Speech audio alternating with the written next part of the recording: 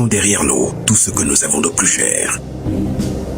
Enfants, épouses, amis, pères et mères.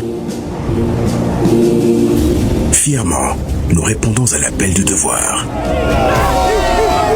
Pour que les déplacés et les réfugiés rentrent à la maison. Pour que nos enfants reprennent le chemin de l'école. Pour que jaillisse la lumière de la réconciliation entre les peuples, pour le Mali, pour la patrie. Cette voie, nous l'avons choisie, au prix de nos vies. Nous défendrons nos couleurs. Et si nous laissons derrière nous veuves et orphelins, nous vous prions, prenez soin d'eux.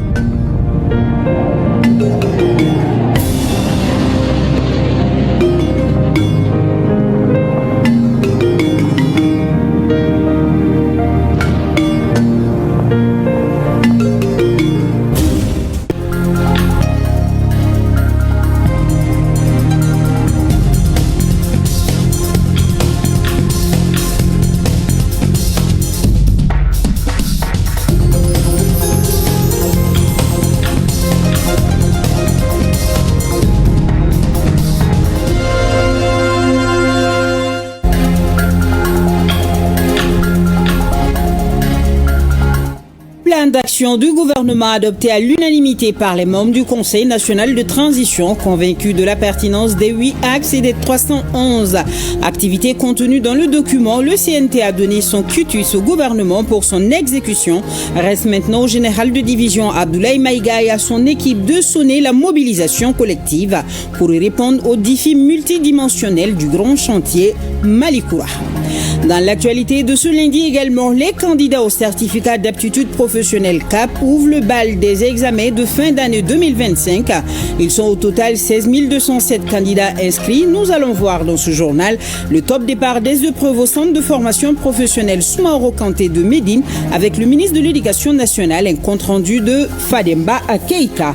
Hajj 2025, les 300 pèlerins du deuxième convoi de la filière gouvernementale se sont envolés hier soir pour Médine, le ministre en charge du culte, accompagné de son collègue des transports à l'aéroport pour les souhaiter au nom du gouvernement un bon pèlerinage et les exhorter à prier pour la paix et la cohésion sociale au Mali. Tchémoro Konaté était sur place. Focus santé de ce soir nous déconseille fortement la prise des anti-inflammatoires pour le traitement des infections bactériennes de la peau. En médecine, ces médicaments, au lieu de traiter la plaie, provoquent la nécrose. Nous aurons plus de détails sur ces méfaits avec Kumba Sissé et c'est en fin d'édition. C'était là le sommaire. Nous sommes lundi 19 mai. Bonsoir à tous. Des émissaires de la République islamique de Mauritanie et celui de la République du Sénégal reçus en audience à Koulouba. Les deux ministres étaient porteurs de messages de leurs chefs d'État respectifs à leur homologue du Mali, le général d'armée Assimi Goïta. Les deux pays sollicitent le soutien du Mali pour briguer la présidence de la Banque africaine de développement BAD. Tamsir Diabaté, Sidiki Balo.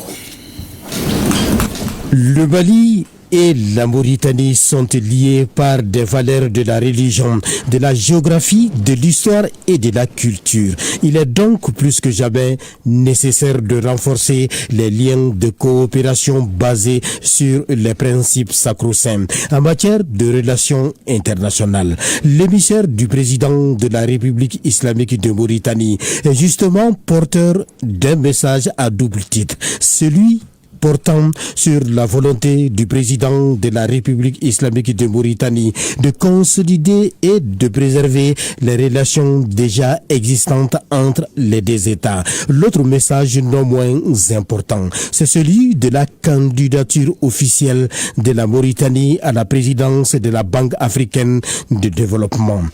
Ça a été l'occasion de présenter à son Excellence les grandes lignes de la vision du candidat mauritanien.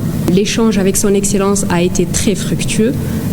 Son Excellence m'a chargé d'informer son frère, le président mauritanien, qu'il a entièrement confiance au choix qui a été fait par son Excellence et qu'il est aussi convaincu de l'opportunité qu'offre le profil du candidat mauritanien et de ce fait soucieux de l'intérêt de cette institution financière commune. Sur le pas du ministre mauritanien, ceux du ministre sénégalais en charge de la défense, l'émissaire du président Diomaye Faye, à travers le président Goïta, sollicite la voix du Mali à soutenir la candidature du Sénégal à la tête de la BAD. Son message est aussi un message de fraternité et d'amitié, comme toujours. Mais cette fois-ci, il est aussi un message de main tendue. Nous pensons à des institutions comme la Banque africaine de développement, qui aujourd'hui, compte tenu des enjeux financiers, joue un rôle plus que jamais important dans le devenir de nos États. Cette banque est à la croisée des chemins parce qu'elle est en train de renouveler son leadership. Et le Mali et le Sénégal veulent voir comment est-ce qu'ils peuvent ensemble faire de sorte que la banque bénéficie d'un leadership qui a la vision. Et c'est pour ça que nous verrons dans les jours à venir comment est-ce qu'on peut travailler de manière à ce que vraiment ce processus de renouvellement du leadership au niveau de la banque se fasse dans les meilleures conditions possibles. Une occasion pour le ministre Diop de discuter du raffermissement des relations de coopération entre le Mali et le pays de la Teranga. Des relations qui touchent pratiquement tous les secteurs de la vie des deux pays. Le contexte obligeant, les questions de défense et de sécurité ont été abordées pour faire face aux défis du moment. Surtout en ce qui concerne les questions bilatérales et multilatérales dans un monde en pleine mutation. Notre monde, notre continent, notre sous-région sont aujourd'hui confrontés à des défis extrêmement aigus et qui demandent une grande solidarité, tant au plan bilatéral, mais également au plan multilatéral. Et c'est pour ça donc que le président Bassirou Diomaye Diakhar Faye tend la main à son frère et ami le président Goïta pour qu'ensemble, ils essaient de voir au plan bilatéral tout ce qui peut être amélioré, consolidé. Mais au plan multilatéral, notamment au niveau des instances auxquelles nous appartenons ensemble, comment est-ce qu'on peut travailler avec synergie pour que ces instances-là se renforcent et nous permettent d'atteindre les objectifs qui leur sont fixés. À noter que l'élection pour la présidence de la Banque africaine du développement est prévue le 29 mai 2025 à Abidjan, en Côte d'Ivoire. Direction à présent le CICB où l'avenir de la nation se discutait durant toute la journée. Vous avez d'ailleurs pu le suivre sur l'ensemble de nos réseaux synchronisés. Le Premier ministre répondait aux questions des membres du Conseil national de transition et la récompense de cette journée marathon, c'est l'adoption à l'unanimité par les membres du CNT du plan d'action du gouvernement. On peut dire que ça y est et c'est fait. Le CNT est convaincu de la pertinence des 8 axes et des 311 activités contenues dans le document. Un grand quitus donc à l'équipe du général de division Abdoulaye Maïga pour son exécution. Reste maintenant de sonner la mobilisation collective pour répondre aux défis multidimensionnels du grand chantier Malikoura. Retour sur une journée bien remplie de l'ERTM au CICB, siège du CNT, et c'est avec Sidiki Dameli. Journée marathon, c'est lundi 19 mai 2025 et pour l'exécutif et pour les législatifs, tout comme d'ailleurs pour Bozola, la maison de la radio, mobilisée pour une journée de direct radio, télé et page Facebook. Et pour cause, la grande et longue séance d'explication entre les membres du Conseil national de transition et le Premier ministre. Des questions-réponses sur le contenu du programme d'action du gouvernement PAG présenté 48 heures auparavant. Volumineux document contenant 8 axes prioritaires fixés par le président de la transition, 24 objectifs, 72 actions et 311 activités. Financement à rechercher par le budget national, plus de 1671 milliards de francs CFA, avec à la clé des indicateurs d'évaluation, 483 au total. Il a fallu donc aux membres du CNT et au gouvernement un chrono de 7h30 minutes en 2 passages, 4h30 minutes pour les 11 commissions et les 133 membres présents et 3 heures de temps pour les premiers ministres, restés debout 2 heures de temps pour répondre à la première série de questions. Fastidieux exercice.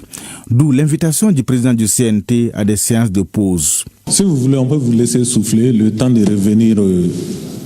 Non, ça peut aller. Pour un deuxième passage avec plus de précision, sinon 2 heures d'horloge, c'est un peu fatigant quand même. Oui, je pense que je vous en prie, vous aurez l'occasion de revenir. Ah, très bien. Donc, ceci étant, on va donner le temps à Monsieur le Premier ministre, vraiment de prendre une petite pause. Juste le temps pour vous aussi. On a déjà une liste d'intervenants. Donc je vais les appeler directement pour qu'ils reviennent avec certainement des questions de relance ou bien des nouvelles questions. Donc entre-temps, on aura 1h30 pour ces nouvelles questions. Et ensuite, Monsieur le Premier ministre viendra pour apporter... Voilà, donc merci bien. La séance est donc suspendue. L'exercice aura tenu toutes ses promesses. Des séances pour s'écouter, s'expliquer, se comprendre, chercher des réponses, reformuler des questions, se défendre, relancer, convaincre, voter, bref, se retrouver in fine autour de l'essentiel. Le plan de bataille pour une transition réussie. Plan adopté à l'unanimité par les membres du CNT. Reste maintenant à mobilisation collective autour de ces PAG pour poursuivre, voire accélérer les grands chantiers du Mali-Koura. Merci pour toutes ces précisions, Sidiki Dambélé. Vous venez donc de le suivre. Le plan d'action gouvernemental 2025-2026 a été adopté à l'unanimité par les membres du CNT. Le Premier ministre, ministre de l'Administration territoriale et de la décentralisation a réitéré sa reconnaissance aux membres de l'organe législatif de la transition avant de demander son accompagnement. Et le Conseil national de transition, par la voix de son président, s'engage à accompagner le gouvernement dans la mise en œuvre du PAG, suivant respectivement un extrait du discours du Premier ministre suivi de celui du président du CNT, des extraits choisis par Bemba Sibi. Je mesure l'immensité des défis qui m'incombent et m'engage conséquemment devant votre auguste assemblée à tout mettre en œuvre pour mener à bon port le plan d'action du gouvernement 2025-2026, articulé notamment autour de 8 axes prioritaires issus de la lettre de cadrage du président de la transition, chef de l'État, que j'ai eu l'insigne honneur de développer lors de la dernière séance de votre institution. Honorable président du Conseil national de transition, honorable membre du Conseil national de transition, je me réjouis du fait que 2 jours durant, nous avons ensemble, avec un sens profond et élevé du devoir, partagé les préoccupations légitimes des populations maliennes qui aspirent à la paix, à la sécurité et au développement. Je voudrais ici inviter les Maliennes et les Maliens de l'intérieur comme de l'extérieur à l'union sacrée pour construire le Mali-Koura, que nous voulons dans une synergie d'action incluant nos vaillantes forces armées et de sécurité, à qui il me plaît de rendre tout l'hommage qu'elles méritent. Rendons hommage à nos FAMA au regard des innombrables succès enregistrés dans la conduite en toute autonomie des opérations militaires contre le terrorisme, et ce, dans le respect scrupuleux des règles du droit international humanitaire et des droits de l'homme. Le PAG 2025-2026 est désormais un socle commun, un pacte républicain qui nous engage tous. Je mesure pleinement l'ampleur des défis qui nous attendent, à savoir garantir la sécurité, renforcer la justice sociale, rétablir la confiance dans nos institutions, promouvoir une croissance inclusive et répondre efficacement aux attentes de nos concitoyens. Je vous remercie de votre confiance et m'engage avec mon gouvernement à faire preuve de rigueur, de transparence et d'écoute. Je m'engage à associer le Conseil national de transition à chaque étape essentielle de la mise en œuvre de ce programme, car c'est ensemble, dans le respect de nos rôles respectifs, que nous réussirons. Enfin, je voudrais rendre hommage à la vitalité démocratique de notre pays. Cette séance d'aujourd'hui est le reflet d'une démocratie vivante, exigeante, mais profondément ancrée dans le dialogue et le respect de nos institutions. Je voudrais enfin vous renouveler mes sincères remerciements pour le quitus que vous avez bien voulu donner au gouvernement par un vote favorable dans le cadre de la mise en œuvre de son programme d'action 2025-2026. Que Dieu bénisse le Mali et préserve les Maliens. Je vous remercie de votre très aimable attention. Monsieur le Premier ministre, Chef du gouvernement, je me dois de vous rappeler que nos concitoyens sont de plus en plus exigeants dans la conduite des affaires de l'État et nous aussi, membres du Conseil national de transition, sommes très vigilants. À cet égard, je voudrais vous exhorter de même que votre gouvernement à renforcer davantage les acquis et à poursuivre les efforts partout où cela s'avère nécessaire pour le bien-être de nos compatriotes et la réussite de la transition. Après 8 heures de débats francs et républicains, je voudrais sincèrement saluer tous les membres du Conseil national de transition pour leur engagement patriotique et leur contribution de qualité aux travaux. Encore une fois, toutes nos félicitations au Premier ministre et au gouvernement pour la confiance placée en eux par le président de la transition et pour le quitus que le Conseil national de transition vient de leur donner. J'en profite pour leur notifier l'engagement des membres du Conseil national de transition à les soutenir dans la mise en œuvre des activités prévues par le plan d'action 2025-2026 qui vient d'être approuvé. Malgré tout, nous veillerons dans le cadre de notre mission de contrôle de l'action gouvernementale à ce que la mise en œuvre du plan d'action 2025-2026 se fasse de manière efficace et efficiente pour le renouveau de notre chère patrie. Monsieur le Premier ministre, chef du gouvernement, nul besoin de vous rappeler que nos populations ne veulent plus de réquisitoires et de discours stériles. Ce qu'elles demandent aujourd'hui, c'est des solutions à leurs préoccupations. C'est à quoi elles aspirent aujourd'hui, c'est tout simplement le Mali-Croix. Ceci est, à mon avis, le seul chemin de notre plan d'action à tous pour la réussite de la transition. Voilà, nous sommes au CNT, nous y restons. Les questions de défense et de sécurité ainsi que celles des réformes et celles liées à la couverture sanitaire ont été largement évoquées au cours des débats sur le plan d'action du gouvernement. Le maillage du territoire par les FDS, la réouverture des écoles fermées, la disponibilité des moyens pour soutenir les recrutements massifs, la dépolitisation de l'administration, la prise en compte des droits des personnes handicapées, autant de questions et de préoccupations soulevées par les membres du CNT. Voyons tout cela dans ce reportage signé Yaya Konati. Des questions qui font presque l'unanimité entre l'exécutif et le législatif, celles relatives à la défense et à la sécurité. Dans leur prise de parole, les conseillers nationaux ont presque à l'unisson, pour ceux qui se sont prononcés sur la question, salué les efforts entrepris par les femmes et par ricochet les autorités dans la sécurisation du territoire ainsi que la protection des personnes et de leurs biens. Et pourtant, sur les questions sécuritaires, les motifs de préoccupation ne manquent pas au sein du CNT.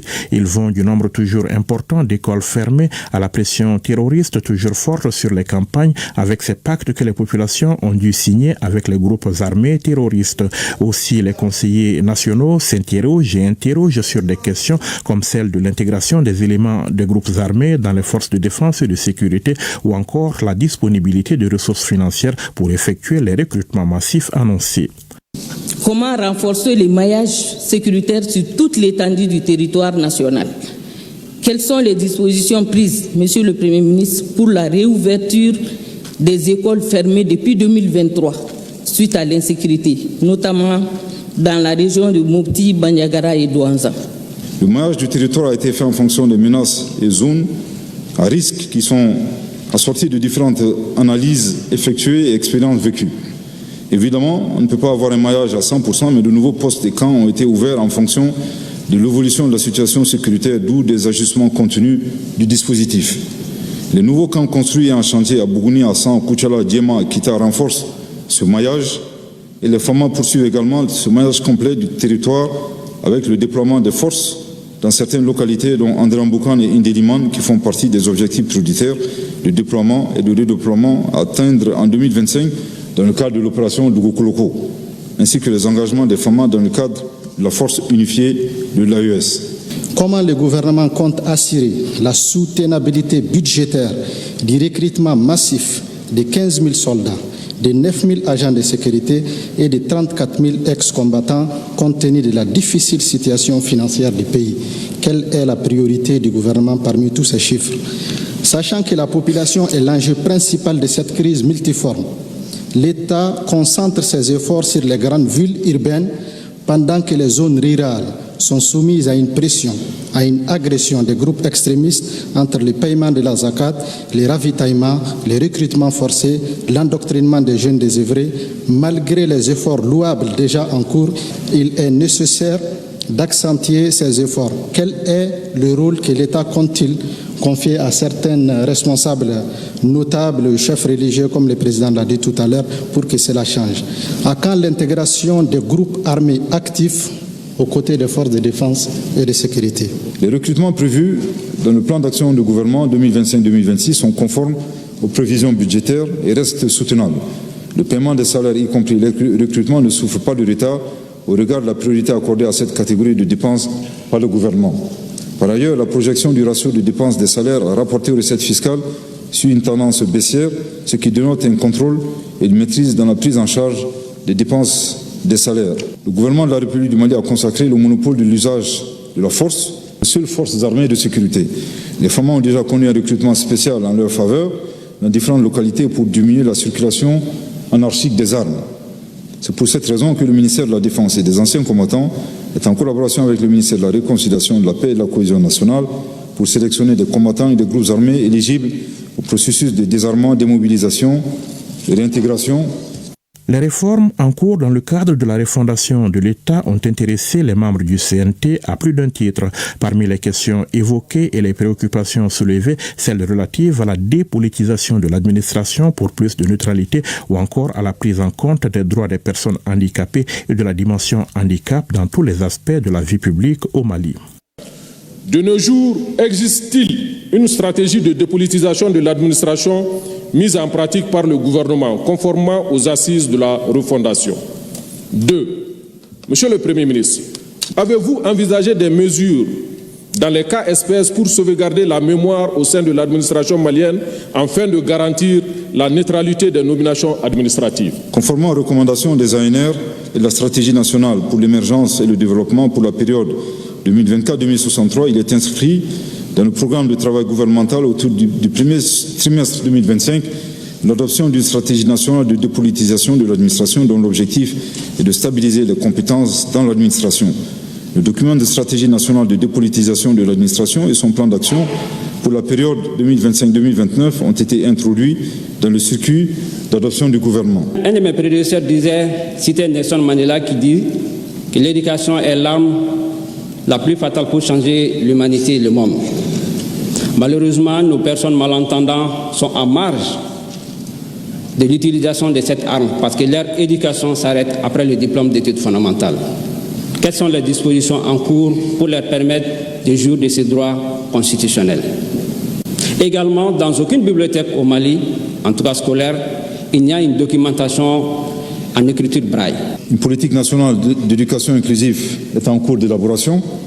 Des questions en lien avec la prise en compte des déficients auditifs, visuels et moteurs, ainsi que celles des bibliothèques avec des ouvrages en braille sont prises en charge. Cependant, la mise en œuvre de la politique nationale de l'éducation inclusive permettra de consolider les acquis. La situation de certains de nos hôpitaux, celle de chantier en souffrance ou encore le régime d'assurance maladie universelle, autant de préoccupations évoquées dans le cadre des dispositions annoncées pour améliorer la couverture sanitaire. Sur toutes les questions évoquées, les conseillers nationaux ont eu les éclairages nécessaires. Ils n'ont en outre pas manqué par moment de faire des propositions en guise de contribution à la bonne marche de l'exécutif et à la réussite de l'action gouvernementale.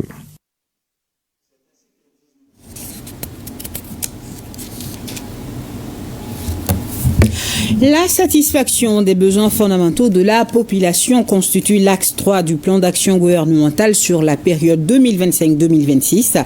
Ari Djouma Tina reviendra sur cet aspect dans nos prochaines éditions. Voyons à présent les réponses aux questions posées par les membres du CNT concernant les volets éducation, axe 5 et apaisement du climat social, axe 6 du programme d'action gouvernemental. Si des efforts sont en train d'être faits pour la réouverture des écoles fermées pour raisons d'insécurité, tout sera mis en œuvre autour de l'accord non éteint avec le syndicat de l'ERTM pour l'institution de la redevance télé, par exemple. Quelques points saillants des réponses du Premier ministre avec Mamadi Koné et Aliou Touré. Notre commission s'est déplacée sur le site de la tour de l'ERTM. Concernant l'ERTM, il y a 2 points que je voudrais aborder. L'ERTM a passé avec, je pense, les autorités de tutelle en son temps, et donc le gouvernement, un accord qui est, j'aime bien le terme, un accord non éteint. J'aimerais bien savoir, parce que je ne le vois pas dans le document, où est-ce qu'on en est par rapport à l'application de cet accord et des points de cet accord. L'éducation étant un droit fondamental pour tous les enfants, quelles sont les mesures prises pour améliorer l'accès à l'éducation pour les enfants qui sont dans les zones d'insécurité? La réouverture des écoles fermées à cause de l'insécurité, l'accès des enfants des zones en insécurité à l'éducation et qu'est-ce qui est fait pour améliorer les conditions d'études. Voilà autant de préoccupations abordées par les membres du CNT. Il s'agit bien entendu du retour de l'administration dans les zones de conflit et leur sécurisation par les forces armées de sécurité, le dialogue communautaire qui mérite d'être renforcé, la mise en œuvre de la déclaration sur la sécurité dans les écoles, la mise en place des comités d'opérationnalisation de la déclaration sur la sécurité à l'école, la conception de programmes éducatifs d'urgence pour les enfants déplacés internes en partenariat avec différents acteurs, l'allocation des fonds d'urgence pour l'éducation. Question de l'honorable Niamé Soumaré, quelles sont les mesures prises pour l'accès à l'éducation des enfants des zones d'insécurité? Donc la construction d'espaces d'apprentissage temporaires, 240 salles de classe prévues, la mise en place de cantines scolaires endogènes, le recrutement d'enseignants contractuels, la mise à disposition des ressources pédagogiques numériques et physiques et la mise en œuvre de l'enseignement à distance quand c'est possible. Sur le front de l'apaisement du climat social, les membres du CNT s'interrogent sur l'exécution d'un projet de texte sur la redevance télé pour permettre à l'ORTM de faire face à ses obligations. Il s'agit des points de revendication syndicale, surtout pour la prise en compte d'un franc du coût de la communication téléphonique qui figurait sur le premier décret de la redevance, mais qui a été supprimé. Dans le cadre de solutions à ce point, le ministère en charge de la communication a eu plusieurs séances de travail avec la section syndicale de l'ORTM pour la résolution de la question. Et compte tenu de la complexité de la question, parce qu'impliquant plusieurs acteurs, le ministère, de commun accord avec les acteurs syndicaux, a décidé d'engager la réflexion pour l'élaboration d'un projet de texte, projet de loi en particulier, en vue de gérer la question. Et ce projet de texte en cours de finalisation s'est inspiré des expériences de certains pays de la sous-région, en l'occurrence le Burkina Faso, le Sénégal.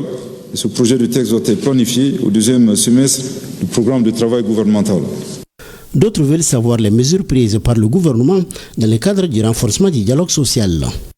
La rénovation des stades Cannes et la construction du stade de Tombouctou sont une volonté du chef de l'État afin de rehausser la compétitivité du sport malien et la valorisation du sport de masse. Enjeu de cohésion. La construction de ces stades dans la nouvelle région est une priorité du gouvernement. Cette priorité participe de la mise en œuvre des recommandations des ANR et des États généraux du sport tenus les 24 et 25 avril 2025. C'est une question de justice de doter toutes les nouvelles régions du pays d'infrastructures sportives pour une meilleure pratique du sport et une occupation saine de notre jeunesse. Je peux vous assurer que dans la vision à travers la mise en œuvre de 11 projets structurants, dont le projet structurant numéro 6, Sigida Iriwa, mieux vivre à Bamako et dans les capitales régionales, l'un des objectifs stratégiques est la construction des infrastructures socio-éducatives, de jeunesse et sportives. En matière de religion, la relecture d'un certain nombre de textes réglementaires est évoquée. Il est important de rappeler que l'encadrement des questions religieuses et du culte reste encore réglementé par ces textes. Les plus hautes autorités du pays, conscientes des évolutions des mœurs, des pratiques et des menaces auxquelles nous faisons face, conscients des évolutions des mœurs, aussi de la volonté de garantir à chacun la liberté de religion, de culte et d'association dans un environnement de plus en plus caractérisé par la montée de l'intolérance religieuse extrémiste, a entrepris à travers le ministère dédié le processus de relecture des textes ci-dessus mentionnés. Et dans ce contexte, le cadre de concertation avec les organisations religieuses et du culte s'est tenu au Centre international de conférences. À cet effet, le projet de loi et différentes recommandations sont en cours d'examen. La professionnalisation de notre football, la faible part réservée à la culture dans les budgets nationaux, le suivi des admis du bac du lycée sportif Ben Oumar Sy, à toutes ces questions, le chef du gouvernement a apporté des réponses. Autre préoccupation soulevée auxquelles le Premier ministre a fourni des réponses en relation avec la diplomatie et les questions électorales. Les deux occupent respectivement les axes 7 et 8 du programme d'action gouvernementale présenté devant les membres du CNT, l'amélioration de nos relations avec les pays voisins, la situation des Maliens de l'extérieur et les conditions de leur contribution au développement de notre pays. L'organisation prochaine du Forum des Maliens de la diaspora, le recensement des Maliens de l'extérieur, l'Alliance des États du Sahel au menu des questions. Le point sur cette rubrique, c'est avec Aoulisseïni Touré. La situation de nos compatriotes établis à l'extérieur a constitué l'un des temps forts de l'intervention du chef de gouvernement en réponse aux questions sur la diplomatie. Les membres du CNT ont tour à tour exprimé leur inquiétude par rapport à la situation de nos compatriotes établis à l'extérieur, confrontés à des difficultés d'accès aux documents administratifs. Comment diligenter les milliers de demandes de correction des fiches individuelles descriptives qui sont en souffrance pour les Maliens de l'extérieur? Action 7.2. Comment résoudre le problème d'accessibilité des passeports au niveau des missions diplomatiques? Parce qu'il est difficile que les Maliens de l'extérieur, qui sont environ 6 millions dispersés à travers le monde, puissent toujours obtenir leur passeport à Bamako. Par ailleurs, les investissements des Maliens de la diaspora sont très attendus et des stratégies pour les mobiliser sont souhaitées. Monsieur le Premier ministre, quelle stratégie comptez-vous mettre en place pour la mobilisation et la valorisation des compétences de nos compatriotes établis à l'extérieur afin qu'elles puissent participer pleinement au processus de refondation? Quelles mesures incitatives le gouvernement a-t-il adoptées pour promouvoir l'investissement productif de la diaspora malienne au Mali ainsi que le co-développement avec certains pays d'accueil et certains pays partenaires? Le projet de recensement des Maliens établis à l'extérieur me paraît très pertinent. Donc je voulais savoir, Monsieur le Premier ministre, où en est-on avec ce projet important pour notre pays?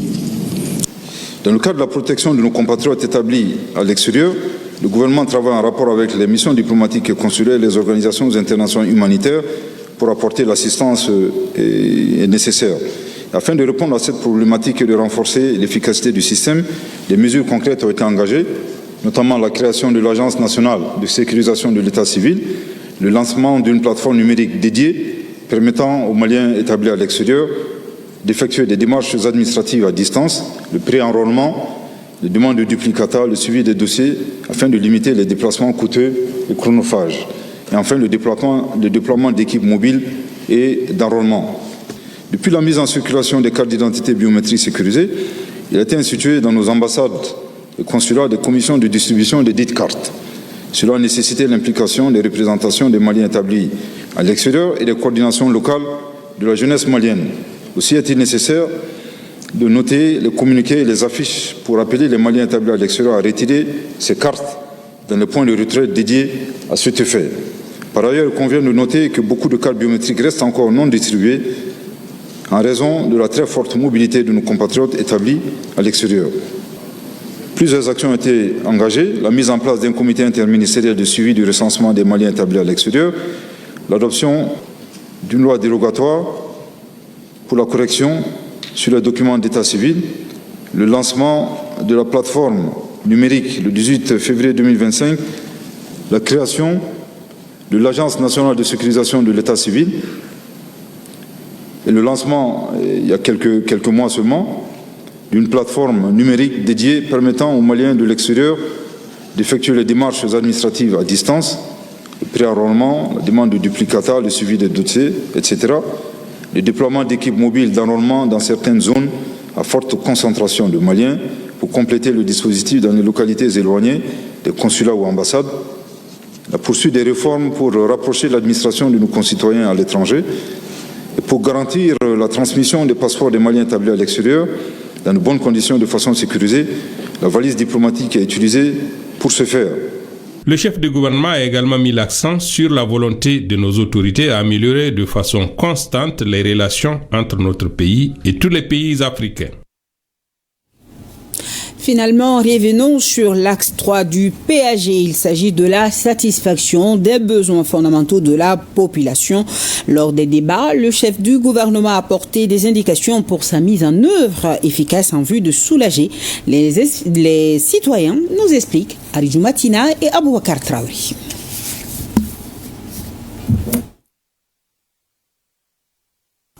Occupant une place de choix dans le plan d'action gouvernemental pour la période 2025-2026, l'axe 3 portant sur la satisfaction des besoins fondamentaux de la population, un axe au cœur des priorités du président de la transition chef de l'État, a suscité énormément d'intérêt auprès des membres du Conseil national de transition lors de la phase de débat avec le Premier ministre autour du plan d'action gouvernemental. Après analyse et examen du document, les membres du CNT, outre des contributions, ont également adressé plusieurs questions au chef du gouvernement sur l'axe 3 qui prend en compte pas mal d'aspirations légitimes du peuple malien.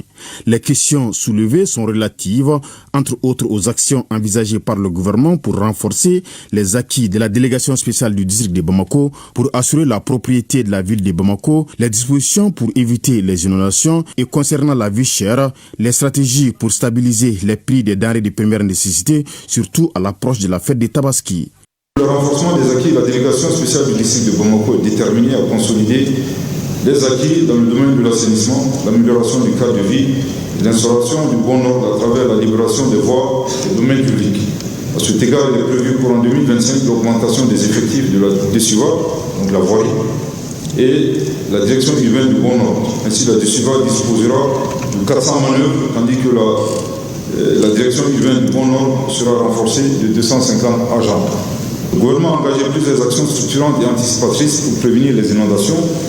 Le déclenchement de la composante d'urgence du projet de résilience urbaine de Bamako, la dotation de 6 communes de Bamako et de Kati en petit matériel d'assainissement pour renforcer les capacités locales, l'organisation d'un concours interquartier de salubrité à Bamako et Kati pour stimuler l'engagement communautaire, la réalisation de campagnes de sensibilisation dont 2 émissions radio et 3 émissions télévisées sur de bonnes pratiques en matière d'assainissement et de gestion des déchets, des travaux de curage des caniveaux et collecteurs dont le lancement a lieu le 15 mai 2025, le démarrage effectif des travaux de réhabilitation des digues et ouvrages de drainage à Bla, la réunion du comité interministériel de gestion des crises et catastrophes qui se réunit bien entendu régulièrement pour évaluer la situation et prendre des mesures d'urgence. Mais bien entendu, quels que soient les efforts, comme je l'ai mentionné tantôt, il est important pour Bamako d'avoir une unité de transformation des déchets en Mungu. Je pense que c'est cette infrastructure qui nous permettra de donner vraiment un coup très important à la question de l'insalubrité dans notre capitale. Le gouvernement, à travers le ministère de l'Élevage et de la Pêche, a initié à l'instar des années précédentes une opération de vente promotionnelle des moutons à l'occasion de la fête de Tabaski. L'édition de cette année 2025 est prévue du 29 mai au 7 juin 2025 dans les capitales régionales et le district de Bamako. D'autres volets très importants, notamment le domaine des infrastructures, la gestion des logements sociaux, celle des décharges finales, pour un meilleur cadre de vie, la fourniture d'électricité, en passant par le financement et les politiques de formation et d'employabilité des jeunes, ont été abordés lors des débats. La réalisation des travaux de construction du bitumage de la route Diola, Massigi, Koualé, Kébila, y compris le contournement de Koualé, ainsi que l'aménagement des volets de Diola, 2 tronçons ont fait l'objet d'attribution. Il s'agit du lot 1, section Diola-Toro, 52 km, et 6 km de voirie dans la ville. Et le lot 2, section Toro-Dumba, 52 km, le marché des travaux est signé. Par contre, le contrat pour le contrôle des travaux n'est pas encore signé. Aux dernières nouvelles, il est en cours de signature. Le financement des 2 lots est assuré par le budget national à 100%. Le reste du tronçon, Domba, Koualé, Kébila, y compris le contournement de Koualé, est à l'échelle du financement. Et le mécanisme de financement est constitué actuellement par une subvention du budget de l'État et les contributions des partenaires à travers des projets et programmes. L'État mobilise annuellement environ 20 milliards 595 millions de francs CFA pour le financement du secteur, de l'emploi et de la formation professionnelle. Des efforts exceptionnels sont également consentis, notamment sur la contribution du président de la transition chef de l'État à hauteur de 2,6 milliards pour soutenir le programme du stage de formation professionnelle APEJ 2024 et en 2025 au profit de 5 000 jeunes. La formation professionnelle sur les 3 prochaines années le gouvernement prévoit sur le budget d'État un investissement de 43,9 milliards de francs CFA pour la construction des centres de formation professionnelle de Mopti et de Kidal, la réhabilitation de 6 centres de formation de Kemparana, de Balou, d'Oliva, de Fana, de Diola, de Yangaso et de Yanfoula, des travaux complémentaires des centres de Markara et de Sikasso. Les dispositions envisagées pour l'amélioration du mix énergétique et de la fourniture d'électricité. La nouvelle équipe gouvernementale arrivée en fin novembre 2024 fut confrontée à une crise énergétique sévère avec un taux de décès de l'électricité de la population dépassant difficilement les 6 heures d'alimentation électrique par jour. Pour faire face à cette crise énergétique, un plan unique a été élaboré avec comme objectif d'améliorer cette desserte à 19 heures par jour depuis le mois de Ramadan. Poursuivre cette amélioration pour pallier à la forte dépendance aux hydrocarbures du mix de production actuel afin d'atteindre 24 heures par jour sur la période du plan d'action du gouvernement avant fin décembre 2026, s'il plaît à Dieu, soit la fin du délestage. L'axe 3 portant sur la satisfaction des besoins fondamentaux de la population, un volet au cœur des priorités du président de la transition, tire son inspiration des recommandations des Assises nationales de la refondation.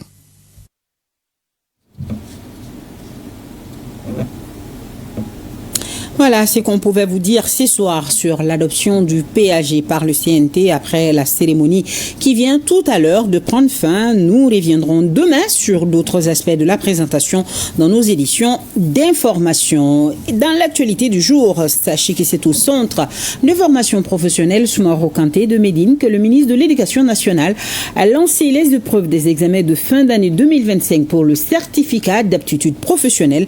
Retrouvons Fademba Keita. C'est un ministre ponctuel qui s'est rendu au préalable dans 3 salles pour non seulement remonter le moral des candidats, mais aussi leur prodiguer des conseils. Et à 8h temps universel, il ouvre l'enveloppe contenant l'épreuve de mécanique auto dans une des salles où composent ceux qui sont inscrits dans la filière génie mécanique. Effort personnel, courage et vigilance sont les conseils prodigués par le ministre de l'Éducation nationale aux 16 207 candidats inscrits et répartis entre 83 centres du pays et aux surveillants. C'est parti pour 16 207 candidats avec 43% de filles et les 57% c'est pour les garçons. Nous sommes venus en rang serré pour lancer les épreuves, mais aussi pour apporter le soutien des plus hautes autorités de la République, avec à leur tête son Excellence le général d'armée Assimi Goïta, président de la transition, chef de l'État, des examens propres, des examens dont les résultats sont inattaquables. Et c'est ce que nous sommes venus prodiguer comme conseil ce matin aux candidats. Il faut les rassurer, il faut leur montrer que nous sommes avec eux. Il faut leur dire aussi que les examens, on ne triche pas avec les examens, on ne triche pas aux examens. Au centre de formation professionnelle Soumaoro Kanté, chaque spécialité a un président de centre. Ici, il y a 5 spécialités. Génie mécanique, maçonnerie, mécanicien général, CM, construction métallique. Chaque spécialité est représentée par un responsable. Les surveillants ont répondu présent. Tous les surveillants sont sur place. Pour le moment, on n'a pas rencontré des incidents majeurs. La plomberie sanitaire, la menuiserie, la génie mécanique, la construction mécanique, la soudure et autres sont les spécialités retenues. Contrôle des pièces, fouilles des candidats sont les mesures préalables prises par les surveillants.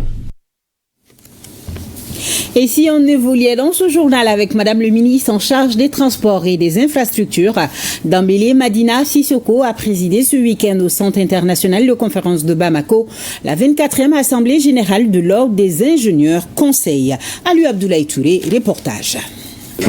Dans son allocution d'ouverture, le président de l'Ordre des ingénieurs conseils du Mali a tenu à présenter les actions réalisées au cours de l'exercice du mandat 2024-2025. Parmi les réalisations majeures, permettez-moi de rappeler que la première phase de construction du chef de l'ordre est achevée à 95%. Sur le plan réglementaire, nous avons conduit des travaux de relecture des textes régissant la profession d'ingénieur conseil. Loi, décret d'application et règlement intérieur. Dans le même ordre d'idée, nous avons élaboré un projet de barème des activités d'ingénierie en complément de celui déjà élaboré par le ministère en charge de l'urbanisme. Sur le plan professionnel, la prestation de serment de 19 nouveaux membres devant la Cour d'appel de Bamako le 31 octobre 2024 a constitué un moment fort pour l'OICM. Cet acte solennel rappelle l'importance de l'éthique, du respect des règles et de l'engagement envers la société, valeur cardinale de notre profession. La ministre en charge des transports et des équipements s'est félicitée des résultats obtenus par l'Ordre des ingénieurs Conseil du Mali, avant d'inviter le Conseil au renforcement des capacités des jeunes ingénieurs et à la valorisation du métier d'ingénieur conseil. La tenue de la 24e Assemblée générale est une opportunité précieuse pour dresser un état des lieux et renouveler les instances, tracer les perspectives et renforcer les synergies entre les acteurs publics et privés dans un esprit de responsabilité collective. Chers ingénieurs collègues, je vous exhorte à œuvrer ensemble pour faire de l'expertise malienne un label reconnu et respecté au service de l'État, des collectivités, des entreprises et de la société tout entière, aussi que des entités étrangères. Votre capacité à concevoir et accompagner des projets sûrs, durables, innovants et adaptés aux réalités de notre territoire assure votre concours au développement de notre pays, le Mali. Je ne doute point que votre ingéniosité, votre fierté et votre dignité vous inspireront de dégager les meilleures formules pour la mise en place d'un bureau consensuel qui répondra aux attentes de l'ensemble des membres de l'OICM. L'élection des nouveaux bureaux de l'Ordre des ingénieurs Conseil du Mali a été reportée à une date ultérieure. Demain 20 mai, c'est la journée mondiale de la métrologie, des mesures à tous les temps, à tous les peuples. C'est le thème choisi pour cette édition 2025. L'inclusivité et la reconnaissance des mesures fiables sont les notions recommandées. À travers ce thème, nous dit Ba Traoré. La célébration de la Journée mondiale de la métrologie fait suite à la signature de la Convention du Mètre en 1875. Depuis cette date, l'événement est célébré le 20 mai de chaque année. Cette journée est l'occasion pour plus de 80 pays de faire connaître cette science et de mesurer son impact dans la vie de tous les jours. L'événement est célébré cette année sous le thème des mesures à tous les temps, à tous les peuples. Ce thème a été choisi pour souligner l'importance des mesures dans notre passé, notre présent et notre futur. Le thème met l'accent particulier sur l'inclusivité, en reconnaissant que des mesures fiables et traçables sont essentielles pour favoriser l'équité et améliorer la qualité de vie de tous, partout dans le monde et à toute époque.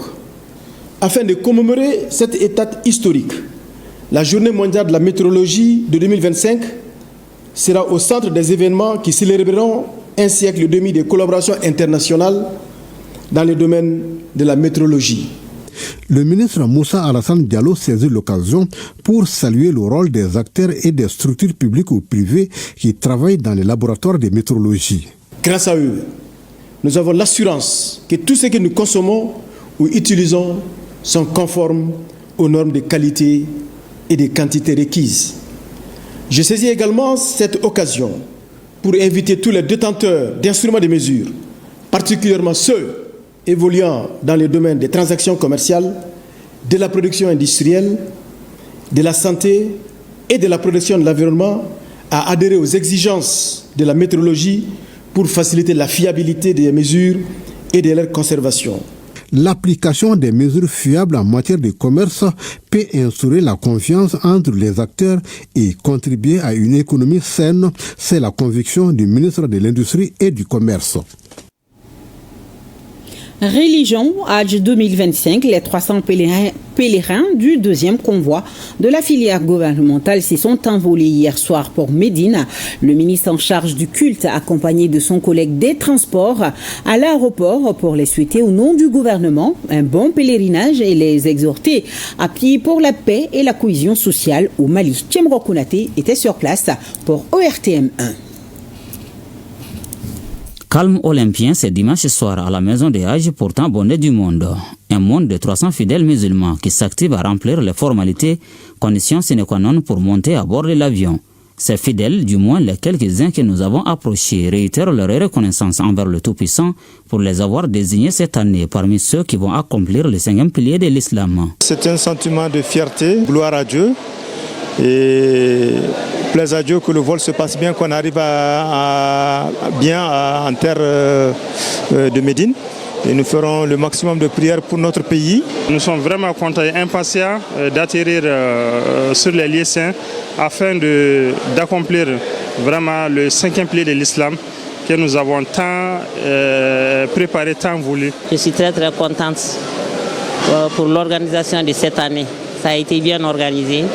Vraiment, Dieu merci. Ainsi, ces fidèles constituent le 2e convoi de la filière gouvernementale. À l'instar des autres convois, publics et privés, toutes les conditions sont réunies avec à la clé des innovations. Toutes les formalités qu'un passager doit faire à l'aéroport, ça se passe ici à la maison du Hajj. Et quand les pèlerins quittent la maison du Hajj, ils vont aller directement à l'avion. C'est un vol direct Bamako-Médine de 6 heures de temps. L'étape des formalités ainsi franchie, direction l'aéroport où les pèlerins sont embarqués. En attendant de décoller, ils reçoivent la visite des autorités. Il s'agit du ministre de tutelle, accompagné de son collègue des transports, du président directeur général des aéroports du Mali et des ambassadeurs d'Égypte et d'Arabie Saoudite. Alhamdulillah Rabbil Alamin. Tous ces efforts qui ont été fournis par son Excellence, Monsieur le Président de la Transition, le Premier ministre et par la Maison de Hajj et nous-mêmes, vraiment ont abouti à cette belle organisation. On ne fait que remercier Allah subhanahu wa ta'ala et remercier les plus hautes autorités de notre pays. Et on va formuler la bénédiction à l'endroit de ceux qui vont aller au nord du Mali pour le pèlerinage, que ce soit un bon pèlerinage. C'est à 20h passé de 45 minutes que les 300 pèlerins du 2e convoi de la filière gouvernementale se sont envolés pour Médine. Tous promettent de prier pour eux-mêmes, mais aussi pour la nation en vue du retour de la paix. Et nous allons prendre la destination de nos régions pour parler de cette passation de commandement à Mopti et à Ségou. Je vous amène donc au camp militaire Chekou Amadou Tal ainsi qu'au camp Amadoun Bokari Bari dit Balobo. C'est avec nos reporters sur place, Ramata Kounate et Cheikh Tangara depuis Ségou, Suleiman Sidibé et Suleiman Tepsougué depuis Mopti. Colonel Abdoulaye Koulibaly est le tout nouveau commandant de la région militaire numéro 6 de Sévaré. Il succède ainsi colonel Pascal Berthet qui lui a passé le drapeau de commandement ce vendredi en présence des frères d'armes et autres invités de marque. L'ex-commandant de l'école militaire interarmes de Kouligoro exprime toute sa reconnaissance aux autorités du pays pour la confiance placée en lui et s'est dit prêt à relever les défis. Un sentiment de fierté et un sentiment d'honneur d'être placé aujourd'hui à la tête de la 6e région militaire. Une région militaire dont les hommes et les femmes se sont illustrés lors de la fureur des combats de 2012. D'accord, vis-à-vis des autorités, nous souhaitons leur exprimer d'abord toute notre gratitude et les rassurer de notre engagement sans faille, mais aussi de leur assurer notre humilité à remplir la mission qui nous a été confiée. L'autorité superviseure générale des brigades Toumani Kone a transmis le message des autorités au nouveau commandant et à ses hommes. Nous allons féliciter et remercier le commandant région militaire sortant, le colonel Pascal Berthet, pour l'excellent travail qu'il a abattu pendant son temps de commandement. Par la suite, nous allons aussi féliciter et encourager le commandant région militaire entrant à la personne du colonel Abdoulaye Koulibaly. Et nous allons l'inviter bien évidemment à s'inscrire dans un premier temps dans la continuité. À partir d'un moment, s'inscrire en tout cas dans une certaine analyse globale de l'environnement, réfléchir comment organiser et comment entraîner le personnel à sa disposition pour mieux contribuer au succès des opérations. Quant au commandant sortant, le colonel Pascal Berthet, il a remercié ses frères d'armes, les populations pour leur accompagnement durant son séjour à la tête de la région militaire numéro 6 de Sévaré. Il s'apprête donc à prendre les commandes de la 3e région militaire de Kati. Colonel Moussa Ongoiba dirige la 2e région militaire. Il succède au colonel Souleymane Doumbia, numéro 2. La cérémonie de passation de commandement enregistre la présence du chef d'état-major général de l'armée de terre qui avait à ses côtés les autorités régionales, militaires et paramilitaires. Le nouveau commandant s'inscrit dans la poursuite des efforts pour la sécurisation des personnes et de leurs biens. Tout d'abord, je remercie les plus hautes autorités de la transition pour avoir renouvelé leur confiance à ma modeste personne. D'abord, mes sincères félicitations et encouragements aux femmes de la 2e région militaire. Mes encouragements aussi, le travail n'est pas fini. Donc nous continuons encore ensemble pour aussi atteindre l'objectif fixé par la hiérarchie militaire. Les remerciements vont à mon grand-père, le colonel Souleymane Doumbia. Je souhaite un bon vent pour lui dans sa nouvelle fonction et particulièrement un dernier mot pour la population de la région de Ségou-Dessan. La cérémonie est marquée par un défilé militaire où tous les corps ont passé devant la hiérarchie militaire et le chef de l'exécutif régional. Puis un cocktail réunit l'ensemble des corps pour célébrer encore une fois la cohésion entre les forces de défense et de sécurité. Les légitimités traditionnelles invitées par les autorités régionales de Tombouctou à une séance d'explication sur la dissolution des partis politiques. Idrissa Goulou Sissoko pour le compte-rendu. À Tombouctou, les autorités régionales rencontrent les légitimités traditionnelles. Objectif, expliquer aux chefs de village, de fractions et de quartiers les dispositions de la loi portant abrogation de la charte des partis politiques et du décret relatif à la disposition des partis politiques et des organisations à caractère politique. Ce décret de dissolution des partis politiques a pour conséquence l'interdiction de toute réunion des membres des partis politiques et des organisations à caractère politique. L'interdiction également de toute activité en tant que fondateur, président, directeur ou administrateur des partis politiques ou d'organisations à caractère politique.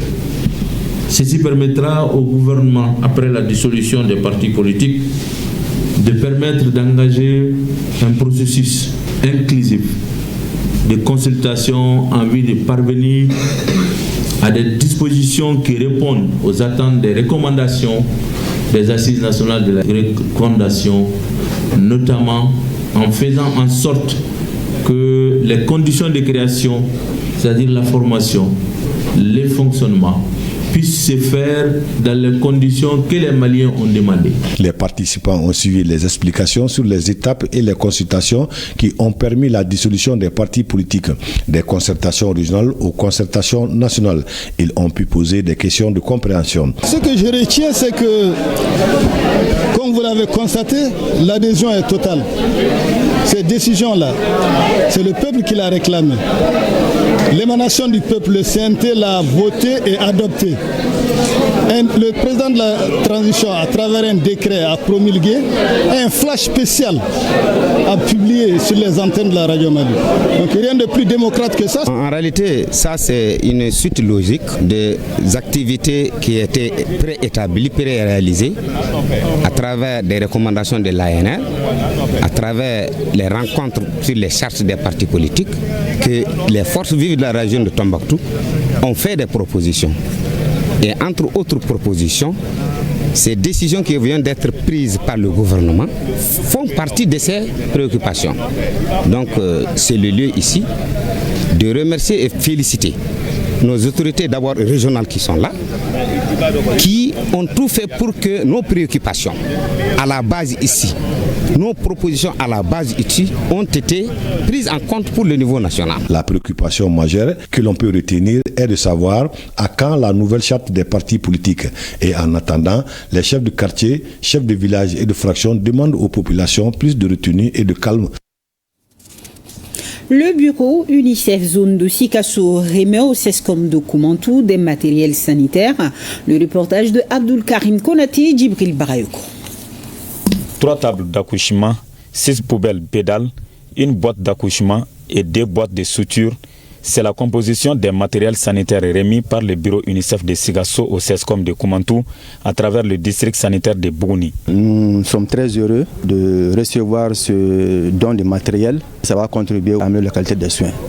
Qui amélioration de la qualité des soins là dit aussi réduction des décès maternels. Cette donation qui s'inscrit dans le cadre du partenariat entre l'UNICEF et le gouvernement du Mali vise à renforcer la capacité des plateaux techniques des centres de santé bénéficiaires pour réduire la mortalité néonatale et infantile. Ça, c'est une dotation particulière parce qu'on le fait devant les techniciens. Et comme vous le savez, ce sont les techniciens qui sont proches de malades et des gestantes. Raison pour laquelle, au nom de représentants de l'UNICEF, on ne peut que les appeler à la gestion rationnelle de ces matériels comme ils en ont l'habitude. C'est pas étonnant de voir l'UNICEF faire ces dons. L'UNICEF est un partenaire sûr. Nous les rassurons pour l'utilisation judicieuse de ces matériels. Notons que ces matériels réceptionnés par le médecin-chef sont destinés au CESCOM de Koumantou, les maternités rurales de Zamala, Boumou et Wenkala. Dans ce numéro de Focus Santé qui va suivre, on nous déconseille fortement la prise des anti-inflammatoires pour le traitement des infections bactériennes de la peau. En médecine, ces médicaments, au lieu de traiter la plaie, provoquent la nécrose, une plaie qui difficilement est guérie et qui coûte très cher, nous informent les professionnels du domaine rencontrés par Koumba Sissé et Karunga Konati.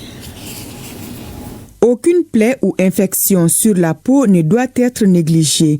Celle causée par des bactéries mérite plus d'attention en termes de prise en charge médicale pour éviter d'éventuelles aggravations. Il s'agit par exemple des plaies entre les orteils ou entre les doigts appelées intertrigaux, les blessures, les piqûres d'insectes ou même des égratignures. Une infection cutanée, si elle est simple, il faut tout juste nettoyer la porte d'entrée et prendre un anti-douloureux comme le paracétamol, désinfecté. Et si elle est grave, avec des signes associés à de la fièvre, à de la douleur, avec un ganglion, il faudra passer chez un médecin, celui qui a le droit de prescrire des antibiotiques pour gérer ce cas grave. La prise des anti-inflammatoires pour faire face aux infections bactériennes de la peau est un acte très grave.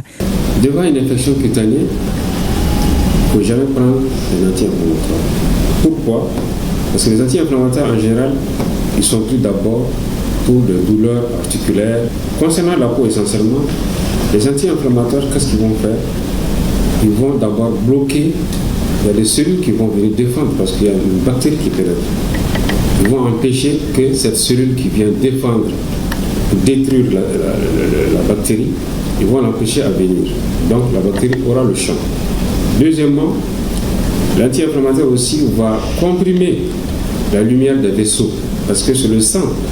Il y aura le sang qui va venir pour alimenter la partie qui est infectée, donc le sang va diminuer, son afflux va diminuer au niveau de cette partie où il y a l'infection. Et quand le sang va diminuer, la partie ne sera pas irriguée. Et quand elle n'est pas irriguée aussi, pas seulement la seule bactérie qui était là, il peut y avoir aussi d'autres bactéries qui vont s'associer et qui vont créer aussi la nécrose, c'est-à-dire que ça va détruire la partie de la peau au niveau de cette lésion. Ça dépend si c'est superficiel. Ça peut s'étendre, mais quand c'est profond, ça peut créer des dégâts. Ces dégâts peuvent aller de l'amputation des membres jusqu'au décès du patient. Même la petite plaie, minime qu'elle soit, quand vous prenez pendant 3 jours un anti-inflammatoire, ça peut rapidement basculer vers la partie profonde de la peau. Et la partie profonde de la peau, elle est très proche aussi des muscles souvent, donc ça va détruire toute cette partie, donc ça va être une nécrose. Souvent, cette nécrose aussi peut aller jusqu'à l'amputation de la personne. S'il n'est pas amputé aussi, l'hospitalisation souvent, ça peut prendre du temps. C'est une urgence médico-chirurgicale. Souvent, il faut les amener en réanimation et la guérison, souvent, ça prend du temps. L'hospitalisation, pour cicatriser cette plaie, ça prend des mois et des mois. Et ce temps aussi, c'est de l'argent pour les patients. Et souvent aussi, ça peut aussi provoquer aussi une rétraction des membres. notre norme ne peut plus encore faire ces mouvements. Donc il faut l'amener en éducation et souvent avec des résultats qui sont réservés. Il faudra faire intervenir aussi l'État aussi pour interdire la vente libre, que ce soit au niveau des pharmacies, que ce soit aussi au niveau des pharmacies par terre. Parmi les produits anti-inflammatoires déconseillés, on peut citer entre autres les diclofénac, les ibuprofènes, les Tiao. Quant aux médicaments dits par terre, il y a ce qu'on appelle couramment les bananani, les banaseki, dafurgubani. La liste n'est pas exhaustive. La prise de ces médicaments est formellement interdite pour le traitement des infections bactériennes de la peau, insiste le spécialiste en dermatologie, professeur Adama Diko.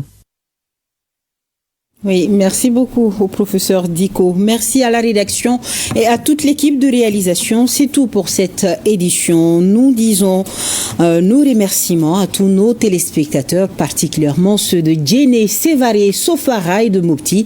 Demain, je vous retrouve avec grand plaisir et encore une fois de plus, merci de votre fidélité à votre télévision nationale. Bonsoir à tous.